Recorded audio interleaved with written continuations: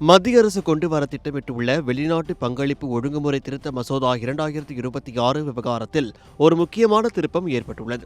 இந்த மசோதாவில் உள்ள சில கடுமையான விதிகள் வெளிநாடுகளில் இருந்து நிதியுதவி பெறும் தன்னார்வ தொண்டு நிறுவனங்கள் மற்றும் தேவாலயங்களின் செயல்பாடுகளை முடுக்கும் வகையில் இருப்பதாக எதிர்க்கட்சிகள் மற்றும் கிறிஸ்துவ அமைப்புகள் கடும் எதிர்ப்பு தெரிவித்து வருகின்றன. இந்நிலையில் மசோதா குறித்த ஒரு பொதுவான இலக்கத்தை உருவாக்க இதனை நாடாளுமன்ற கூட்டுக்குழுவின் ஆய்வுக்கு அனுப்ப மத்திய அரசு முடிவு செய்துள்ளது தகவல்கள் வெளியாகியுள்ளன.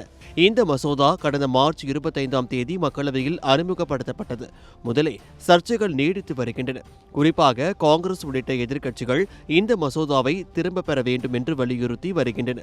பல கிறிஸ்துவ மத அமைப்புகள் மத்திய உள்துறை அமைச்சர் அமித்ஷாவை நேரில் சந்தித்து இந்த மசோதா தங்களின் சேவை பணிகளை பாதிக்கும் என்று தங்களது கவலையை பகிர்ந்து கொண்டுள்ளன.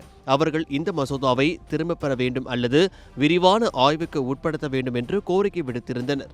மக்களவை மற்றும் மாநிலங்களவையின் அலுவல் ஆலோசனைக் குழு கூட்டத்தில் இந்த மசோதாவை நாடாளுமன்ற கூட்டுக்குழுவிற்கு அனுப்புவது குறித்து விவாதிக்கப்பட்டது. ஒரு நாடாளுமன்ற குழு என்பது அனைத்து கட்சிகளையும் சேர்ந்த உறுப்பினர்களை கொண்டதாகும்.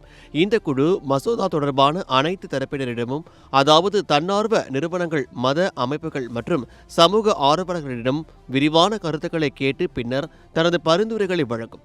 இந்த செயல்முறை மசோதாவில் உள்ள குறைகளை களையவும் ஒருமித்த கருத்தை உருவாக்கவும் உதவும் என்று அரசு நம்புகிறது.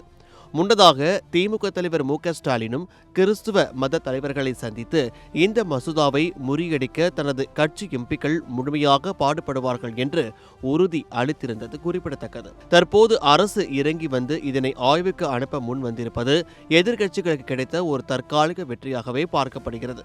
இந்த மசோதா சட்டமானால் வெளிநாட்டு நிதி வரத்து எப்படி இருக்கும் மற்றும் தொண்டு நிறுவனங்களின் எதிர்காலம் என்னவாகும் என்பது குறித்த தெளிவான முடிவுகள் இந்த நாடாளுமன்ற குழுவின் ஆய்வுக்கு பின்னரே தெரியவரும்.